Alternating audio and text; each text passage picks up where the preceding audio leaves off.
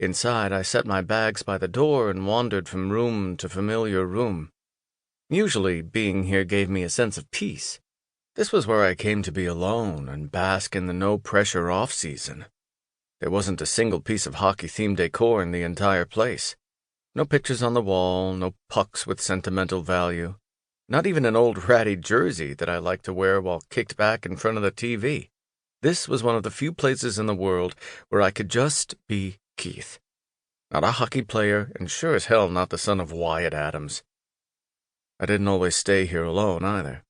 There were a few gay bars in town. There was Tinder. I could find someone, hook up, and let a stranger fuck away all my stress. Somehow, that sounded like way too much effort right now, though, and not nearly enough company. The only two men I had any interest in were back on the mainland and hadn't said a word to me. With a sigh, I sank onto one of the deck chairs where I loved to stare out at the Pacific and watch the sun come up. It was dark now, but whatever. Somewhere on the other side of that black void of water and sky were two men I couldn't figure out how to reach. It was the off-season, I was on vacation. The pressure was gone for a few short weeks before practice started, and whether I did it on the golf course or in strangers' beds, I needed to spend as much of that time as possible relaxing and recharging. But damn if I could stop thinking about Shawn or Justin. Justin. I was seriously considering deleting all of my social media accounts. Twitter, Facebook, Instagram, fuck it all.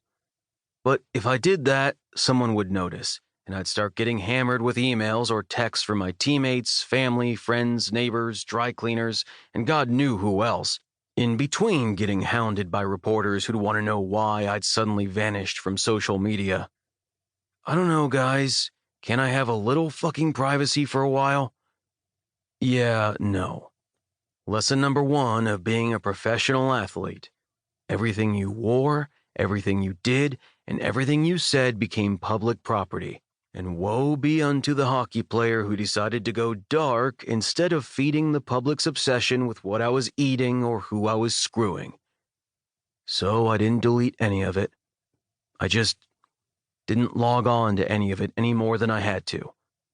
I posted the odd selfie from the golf course or a photo of a meal just to keep people satisfied, and I absolutely did not look at anyone else's accounts or my own notifications. I supposed I could have just made it easier on myself and muted or unfollowed Shawn and Keith, except that wouldn't help if someone else posted a picture of them. Just what I needed. To be idly scrolling through Instagram and catch a shot of Jeff and Asher on a double date with Shawn and Keith, or some other salt-in-the-wound bullshit like that.